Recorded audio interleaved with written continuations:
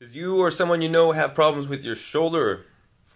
This is one of the things that really demonstrates that sometimes all the schooling we do really focuses the mind such to the point that we have blinders on.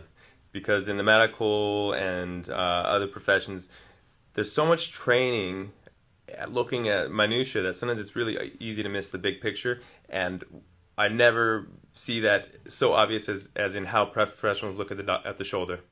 So I have a lot of people that come in to me with shoulder problems, and they have an x-ray that shows that. It's a very small thing, and it shows the shoulder joint.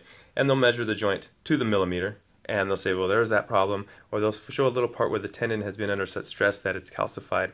There's your problem right there. So what they're doing is they're doing injections of cortisone to try to kill off the inflammation, which also destroys proteins, so it inhibits healing.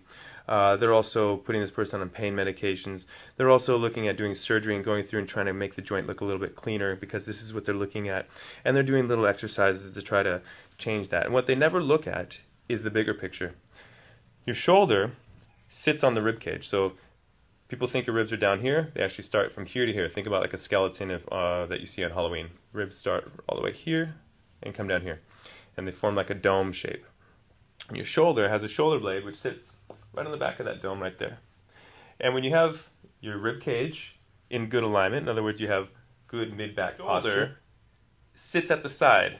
If you had a clothes hanger and your shirt was hanging on it, that's how it should look with your shirt on. Your shoulders should be out the side, and they should be sitting there like they're on a clothes hanger, okay? When you look here, and one way to test that, to see, is this person should have a furrow right here where my hand is. You can see like it dips in a little bit, not rounded out like a tortoise shell. That's one way to kind of gauge if you don't know what you're looking for. So anyways, with my shoulder out here on the side, there are muscles here in the front that attach to the shoulder, the pectorali muscles and some other muscles, and some muscles out here on the back that attach to the back and also to the front of the scapula that pull the shoulder from the arm bone from the back into the shoulder joint. So the shoulder, this is my arm, looks like this, has a little ball at the end, and the scapula, the shoulder blade, has a little bit of a cup. So it's a ball and socket joint. And what that does is that gives us lots of mobility. It's fantastic. So we have a very flexible arm. We can do overhead pitching, we can hang from it, we can reach up. But that also means, because they have such mobility, that shallow joint means that it can shift around in there. And what happens for most shoulders is that people's shoulders are not sitting here with the front muscles and the back muscles pulling it into the shoulder joint. They're sitting here like this. And the shoulder is in front of where it belongs. So these muscles have a huge mechanical advantage. They pull the shoulder forward. These muscles, your brain actually shuts them off. So if you've been told that you have hyperactive pectorali minor joints, or that you need to strengthen your teres muscles, or you need to strengthen your rhomboid muscles, what you actually need to do is get your posture corrected and watch those things happen automatically. Your cerebellum, this part of your brain that's in control of turning the muscles on and off to keep you balanced, it knows what it's doing.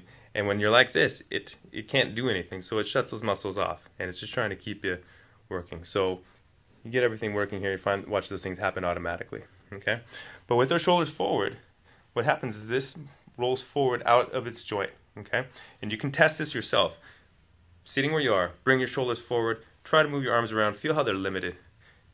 Put the shoulders back where they belong, even if someone has to hold them back there for you, and try that motion. What you should find is that your degree of motion, your freedom, and maybe even your pain levels will change as you do that. And that just shows that the mechanics of the whole body are involved, and they're much more important than what's happening in this little joint. What you usually find happening in this little joint, for most problems, especially chronic ones, is secondary. In other words, if I sit here for a long time like this, well, the muscles are not going to work well, and they're pulling the shoulder out of joint. You're going to start to see tendon problems. You're going to start to see bursitis. You're going to start to see impingement syndrome. You're going to start to see rotator cuff tears. Of course, why? If you have your alignment in the car is that bad, and you have to steer it like this, which is what this is, stuff's going to wear out. You need to find where those alignment issues are. So, once again, I want you to take. You're going to be a little bit wiser than your therapist and your doctor, because you're going to take their small picture thing. You know that there's pain here, but you want to think this is a bigger problem. Find what the bigger problem is. That's a structural problem. It's just where the seams are ripping apart. what that is a symptom of the body collapsing forward. Okay, it's the most common thing, but the good news is it doesn't have to be your fate. It's reversible. We change that every single day in our office. It's something that can be undone, but it has to be addressed properly from a whole person perspective. Okay.